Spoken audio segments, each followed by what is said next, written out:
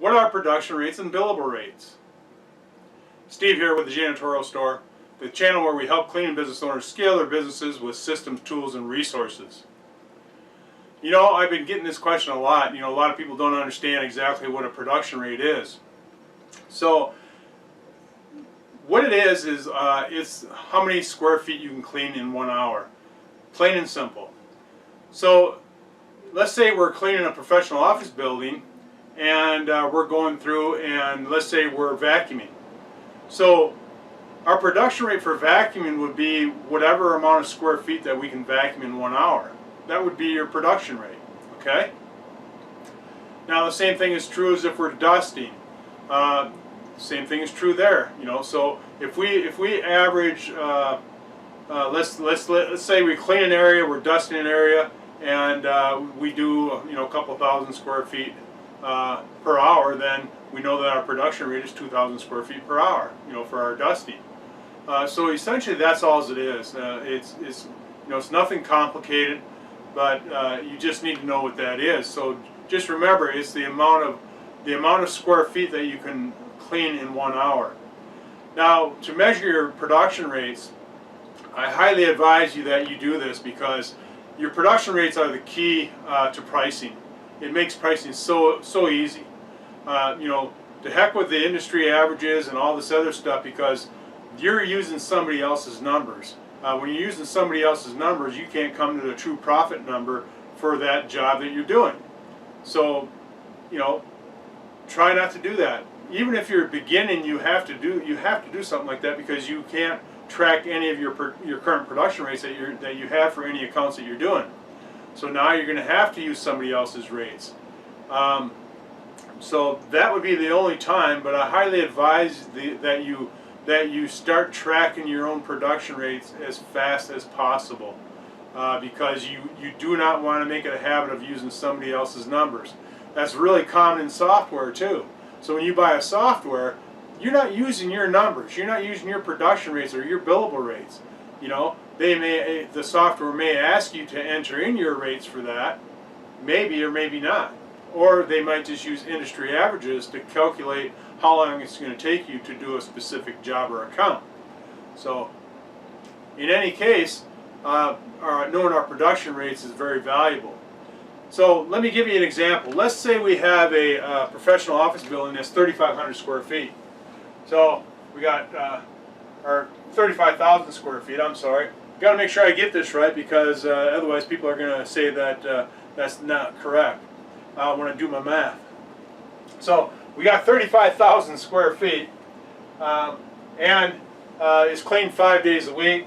So, and then we just calculate that we know from tracking that our production rate is 3,500 square feet per hour.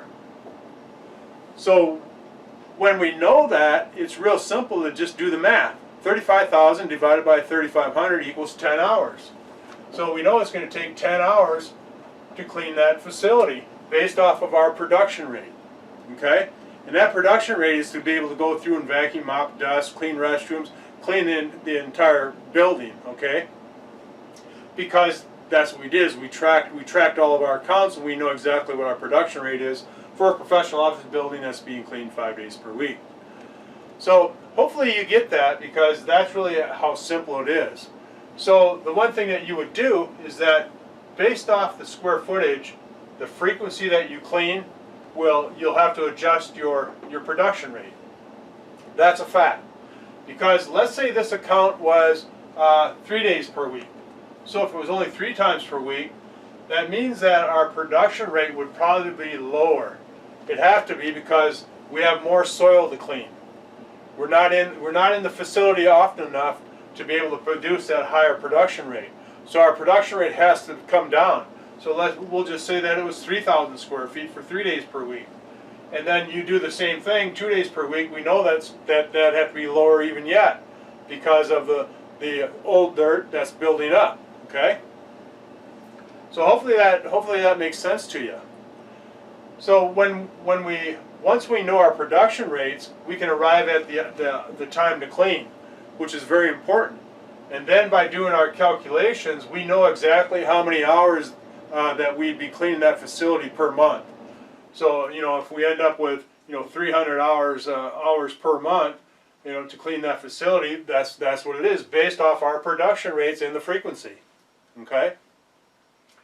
So now that brings us to our billable rate. Our billable rate is the rate that we charge, the per hour rate that we charge our clients. It's not our labor rate, it's what we charge our clients per hour. So in this case here, you know, let's say we're going to charge them $30 per hour. So this is our billable rate. Right here is $30 per hour. So in order for me to arrive at my price, what I would do is I'd just take 300 times $30 an hour, then that would give me my total. That's what it would be. That would be our price point for this account. So hopefully that makes sense to you, but that's all it is. Now, this billable rate does not have to change. No matter, you know, if we're doing a 20,000 or 10,000, 3,000 square foot, that rate doesn't change. When we're doing a general cleaning, our rate is $30 per hour. Now, our billable rate can change if we're doing floor care. So let's say we're going in to do a strip and wax, or we're going to polish some marble. Well, that hourly rate will change. We're not going to charge $30 an hour. It's going to be higher, just because of the type of work we're doing. So keep that in mind, because a lot of people always think that that billable rate has to change based off of either the frequency or the size of the building. You don't want to do that. Why make things more confusing than what they have to be? Keep things simple. Simple, easy, and fun is what we say. So just do that. Now, this billable rate will be different for every company. You know, I've seen pricing as low as $18 an hour for a billable rate, and as high as $55 per hour. You know, that's in the commercial arena. Within residential, you're probably seeing around those same rates. It's amazing. Actually, I've seen $15 on the residential side, and as high as $55, $75 for a team of 2 on the residential side. But in either case, you know, that rate will vary. So it's very, very important for you to do market research in your service area to make sure that you are charging a comparable billable rate, you know, compared to your competition. Because if we're just grabbing numbers and not really knowing what that billable rate is compared in our market, we could be overpricing. So that's why we just got to take the time to do that. Take the time to find out what's the average price billable rate that cleaning companies are charging, and you'll be fine. Once you find that and you got a span, just go somewhere in the middle. So then now your billable rate's right in the middle. That'll be a good competitive place to be. So, and again, on your production rates, they vary from company to company. You know, and I tell you what, that's what made us so successful, is because we had very high production rates. Our quality of work was high. Our production rates were high. That means that we were more efficient than the other competitors. So the more efficient we were doing our job meant that I could go in at a lower price on many jobs because we were so efficient.